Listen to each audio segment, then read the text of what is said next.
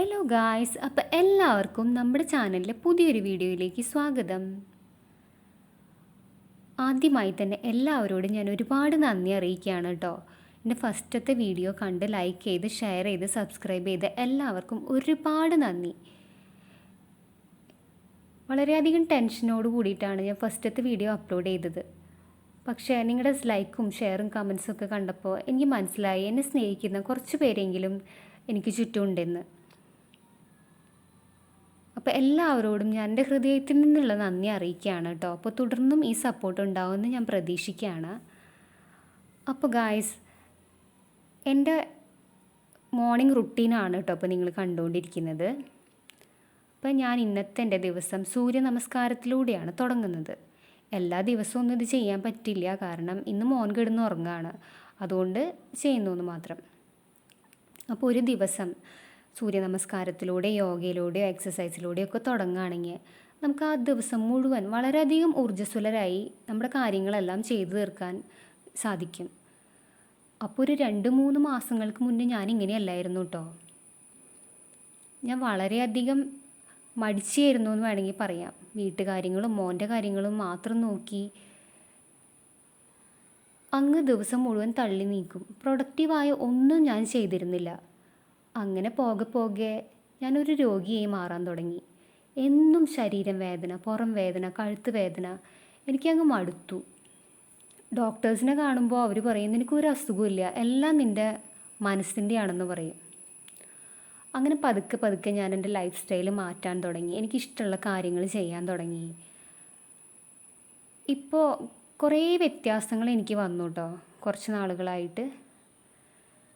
അപ്പോൾ അതിൻ്റെ ഭാഗമായിട്ടാണ് ഇങ്ങനെ ഒരു യൂട്യൂബ് ചാനൽ തുടങ്ങാനുള്ള ധൈര്യമൊക്കെ എനിക്ക് കിട്ടിയത്. അപ്പോൾ ഗായ്സ്, ഇന്നത്തെ എൻ്റെ ബ്രേക്ക്ഫാസ്റ്റ് മുട്ടപ്പത്തിരിയാണ് കേട്ടോ. മോന് പാലും മുട്ടയും കഴിക്കാനൊക്കെ ഭയങ്കര മടിയാണ്. അപ്പോൾ അവനെ ഇതൊക്കെ വയറ്റിലെത്തിക്കാൻ വേണ്ടി ഇങ്ങനെ ചെറിയ കുറുക്ക് വഴികളൊക്കെ ചെയ്ത് കഴിഞ്ഞാൽ നന്നായിരിക്കും. അപ്പോൾ അവനറിയാതെ തന്നെ പാലും മുട്ടയൊക്കെ അവൻ്റെ വയറ്റിലെത്തും. അപ്പോൾ ബ്രേക്ക്ഫാസ്റ്റൊക്കെ റെഡിയായി, അതൊക്കെ കഴിച്ചു.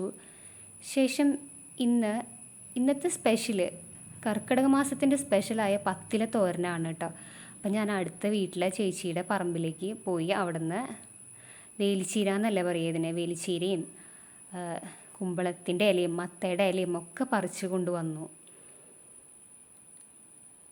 പിന്നെ എൻ്റെ അടുത്ത വീട്ടിലെ ചേച്ചി സഹായിക്കുന്നുണ്ട് കേട്ടോ പറിച്ചെടുക്കാനായിട്ട്. പിന്നെ ഇത് നമ്മുടെ താള്. ശേഷം 2 ചീരയുടെ തുമ്പ് കിട്ടിയിട്ടോ.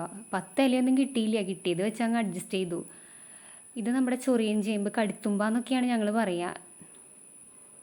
അപ്പോൾ ഒരു 6-7 ഇലയൊക്കെ കിട്ടി, 10 കിട്ടിയില്ലെങ്കിലും ഉള്ളത് വെച്ച് ഞാൻ അഡ്ജസ്റ്റ് ചെയ്തു. പിന്നെ കുളി കഴിഞ്ഞിട്ട് തിരുനെറ്റിയിൽ തൊടാനായിട്ട് കുറച്ച് മുക്കുറ്റിയും പറിച്ചെടുത്തു. പണ്ട് സ്കൂളിലൊക്കെ പോകുമ്പോൾ കർക്കിടക മാസത്തിൽ മുക്കുറ്റിയുടെ ചാന്തൊക്കെ തൊട്ടാൽ പോവാറ്. ഇന്നൊക്കെ അതൊക്കെ ഓർക്കുമ്പോൾ എന്താ പറയുക, നല്ല മെമ്മറിയാണ് അതൊക്കെ. അപ്പോൾ ഗായ്സ്, ഞാൻ പറിച്ചെടുത്ത ഇലകളെല്ലാം നന്നായി കഴുകി വൃത്തിയാക്കി കേട്ടോ. നന്നായി ശ്രദ്ധിക്കണം. അതിൻ്റെ അടിയിൽ എട്ടുകാലിയും പുഴുക്കളൊക്കെ ഉണ്ടാവും. നന്നായി കഴുകിയില്ലെങ്കിൽ പ്രശ്നമാവും. ഓരോ ഇലയും സൂക്ഷിച്ച് വേണം കഴുകിയെടുക്കണമെങ്കിൽ. കർക്കിടക മാസത്തിൽ ആരോഗ്യം സംരക്ഷിക്കേണ്ടതിൻ്റെ പ്രാധാന്യത്തെക്കുറിച്ച് ഞാൻ പ്രത്യേകം പറഞ്ഞു തരേണ്ട കാര്യമില്ലല്ലോ അല്ലേ. നമ്മുടെ പൂർവികരെല്ലാം ഈ മാസം മരുന്നുകഞ്ഞിയും ഇതേപോലെ ലേഹ്യങ്ങളും ഇലക്കറികളും ഒക്കെ കഴിച്ചിരുന്നൊരു മാസമാണ് അല്ലേ കർക്കിടക മാസം. മറ്റൊന്നുമല്ല, ഈ മാസത്തിൽ മഴക്കാലം ആയതുകൊണ്ട് തന്നെ പെട്ടെന്ന് അസുഖങ്ങൾ നമ്മുടെ ശരീരത്തിനെ ബാധിക്കും.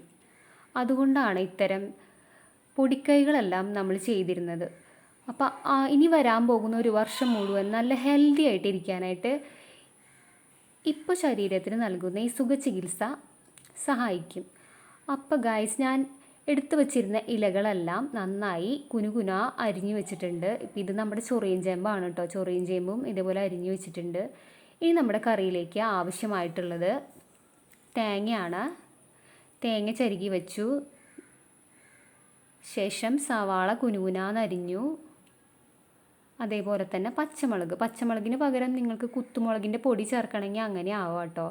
പരിഞ്ഞു വെച്ച ചീരയിലേക്ക് നാളികേരവും ഉപ്പും കുറച്ച് ജീരകത്തിൻ്റെ പൊടിയും മഞ്ഞൾപ്പൊടിയും ചേർത്ത് 10 മിനിറ്റ് ഒന്ന് റെസ്റ്റ് ചെയ്യാൻ വയ്ക്കുക. ശേഷം ചീഞ്ചട്ടി അടുപ്പത്ത് വെച്ച് കടുക് പൊട്ടിക്കുക. അപ്പോൾ കടുക് പൊട്ടിക്കുന്നതിനേക്കാളും മുന്നേ തന്നെ ഒരു വറ്റൽമുളക് ചേർക്കണം കേട്ടോ. പിന്നെ നമുക്കിതിലേക്ക് ആവശ്യമായിട്ടുള്ളത് ഉഴുന്നും പരിപ്പാണ്. ഉഴുന്നും പരിപ്പ് ചേർക്കുമ്പോൾ നല്ല ടേസ്റ്റ് ആയിരിക്കും, ഒരു പ്രത്യേക ടേസ്റ്റ് കിട്ടും. അങ്ങനെ അതിലേക്ക് പച്ചമുളകും സവാളയും ചേർത്ത് നന്നായി വഴറ്റുക. ഇനി പ്രത്യേകിച്ച് പരിപാടിയൊന്നുമില്ല, നമ്മൾ മാറ്റി വെച്ചിരുന്ന ചീര ഇതിലേക്ക് ചേർക്കുക. അപ്പോൾ നമ്മുടെ കറി ഇവിടെ 5-10 മിനിറ്റിന് ശേഷം റെഡിയായി കിട്ടും കേട്ടോ. പെട്ടെന്ന് വേവും, അധികം വേവൊന്നുമില്ല ഇതിന്. വെള്ളം തീരെ ചേർക്കരുത് കേട്ടോ, വെള്ളം ചേർത്താൽ പണി കിട്ടുമേ.